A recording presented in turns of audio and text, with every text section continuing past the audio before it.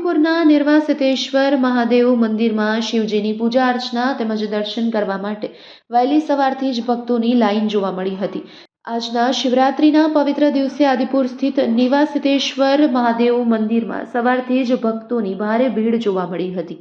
76 વર્ષ કરતાં પણ વધારે પૌરાણિક આ શિવ મંદિર પ્રત્યે ભક્તોમાં ભારે આસ્થા અને શ્રદ્ધા જોવા મળે છે.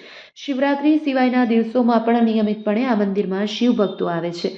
જ્યારે મહાશિવરાત્રિના પર્વમાં સમગ્ર શહેરમાંથી ભાવિકો દર્શન કરવા માટે અહીં આવે છે.